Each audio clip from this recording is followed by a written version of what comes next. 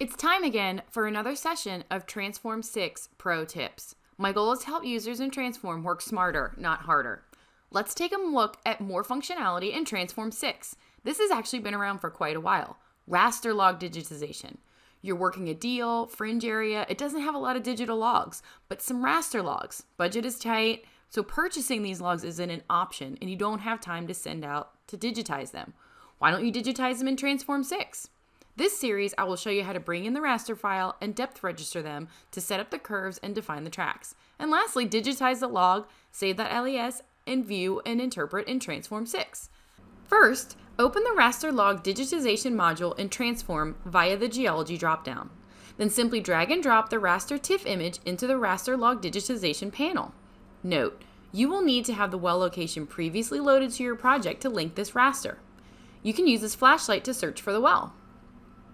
Once the raster is loaded and linked to the proper well, users will need to define the different sections for this raster log in Transform.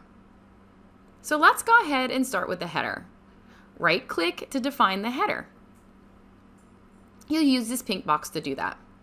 Once defined, you can double-click to view that header, allowing a closer look to fill in additional information for the well, like the KB, and also like what kind of logs are contained in the file. We can add it in this little panel on the left.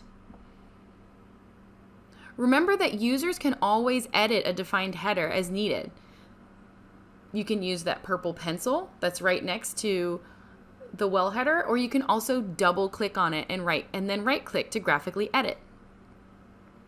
And always remember that you can double click to return to the full log to actually define more areas than just the header. So here, let's define this first log segment. Users are able to define multiple segments per log, and those segments can have different tracks depending on the logs in your raster. You'll go ahead and start in the upper left corner with the topmost MD of this log track. Notice that the green and blue grid is now showing on the log. And then when we get to the bottom of this log segment, we'll input the bottom depth MD. We're going to scroll back up the log and check that these grid lines match up. Possibly we need to fix where the scan log might have a bend, as some older paper logs might have, right? You can left click to drop additional anchor points, and you can adjust that depth grid as needed. I also have options at the top to snap the grid to the left, vertical, or right. Just keep scrolling up the log and just check for everything that's in the right spot. And the same as headers. Users can edit and update a log segment as they need to. And also be sure to note that you can update the vertical scale, and that's going to be in that left-hand panel. Once we're finished setting up, kind of depth registering our log track, and we got the grid all set up, we can actually save our projects thus far. Transform will save these files so you can finish digitizing this log when you have time. So we'll simply open the raster log digitization module later and go search for that file that you have just recently saved. Let's continue with part 2 of raster log digitization. After bringing in the raster log and completing the depth registration, the next step is to set up the curves, define our tracks, and digitize the logs.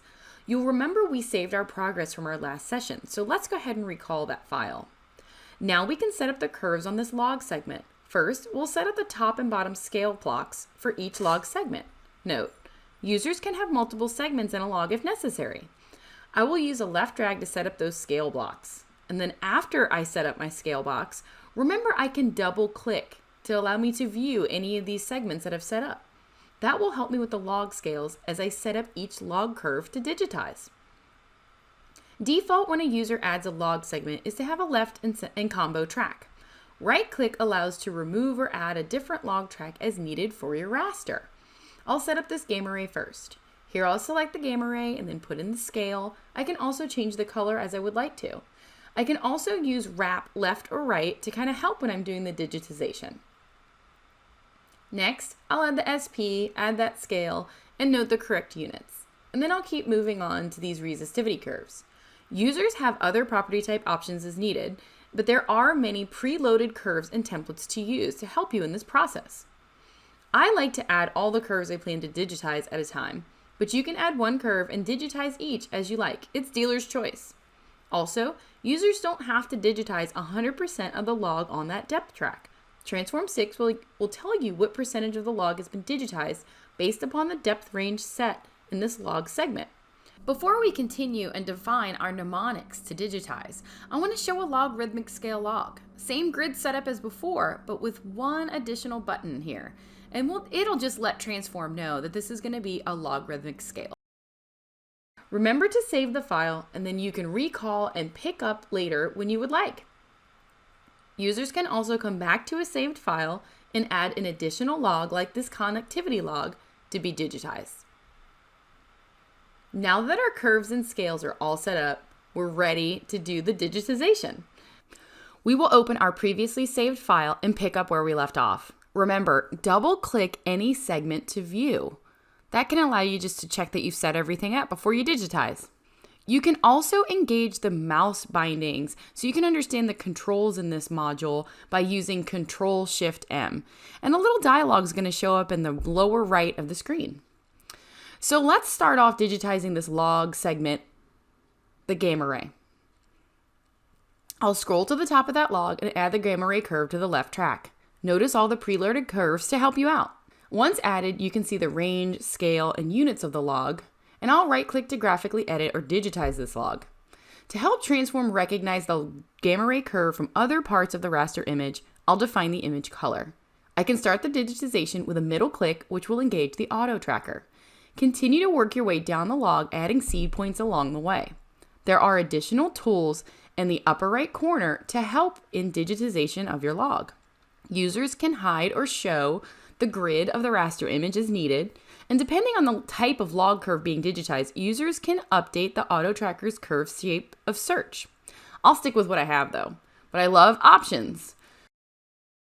Once I've completed this gamma ray log digitization, I'll go back up the log and actually start checking my work. Here is an example of how the off scale is helpful. I added one off scale to the right of the gamma ray curve, and that's why I have two duplicate panels instead of one in the digitization mode.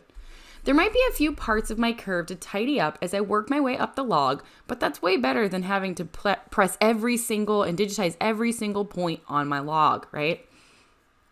I can turn off the mouse bindings by clicking on the mouse bindings and pressing escape. And then once I'm satisfied with this log digitization, click Save. Users can always come back and edit that curve as well. Let's work on the next curve in this left track, this SP.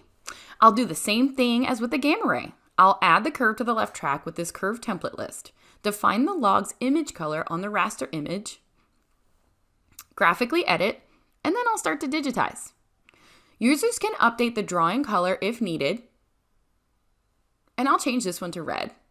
For this SP curve, I actually don't think I need the off scales in the left and right, and I can remove them with these green and minus green buttons at the bottom left of the module. Since I've already digitized the gamma ray in this left track, I can select to force the auto tracker away from the previously digitized curves. This will help further constrain the auto picker for easier digitization. Just like the gamma ray, I will work my way down the log to digitize. Once at the bottom, I might decide to stop digitization here because I don't trust that information that's been collected below this depth. I can drop a label there to remind that I stopped there if needed. Users can also use the drop-down menus in the top right of the application to toggle between view and edit modes or toggle between log curves in the same track. Be sure to save your progress. Let's move to another segment and digitize this steep resistivity curve. I can view the scale block by double-clicking on that segment. I will set up the deep resistivity curve like the gamma ray and SP prior. The only difference is selecting the log scale. I'll finish up digitizing this log, and then I'll save my progress, just as I've done before. Maybe this is all the logs that I would like to digitize in this particular raster. Once the logs are completed, click Save Logs in the lower left of the module. Users have options. Who doesn't love options? Here you can see each segment, which log was contained, and the percent coverage of that log's digitization versus the depth track setup for the segment. Users have the option to save the LAS files to both the linked well in Transform and to a file folder location outside of Transform, and then you can access those LAS files whenever you'd like. Users can also select the desired logs to save. Once the LAS files are saved to a well, you can access those in the well card for that well. These logs will be just like any other LAS in your project. You can view the logs in the well card and in the single viewer, plus bring up the correlation view and pick tops. So you can see the logs there. They look just like all the other ones in the project, a gamma ray and a resistivity. And then I can go ahead and pick a top on them, just like any of the other logs. Lastly, users can open the saved workflow if they would like to digitize more log curves in that raster. Since there are options when saving the log curves, users can always save just those newly digitized logs as desired. So go ahead and give that a try in your Transform 6 project. Thanks for spending some time with me today, and see you next week for another session of Transform 6 Pro Tips. Got questions? Want to learn more? Email me at robin.marchand@enverus.com.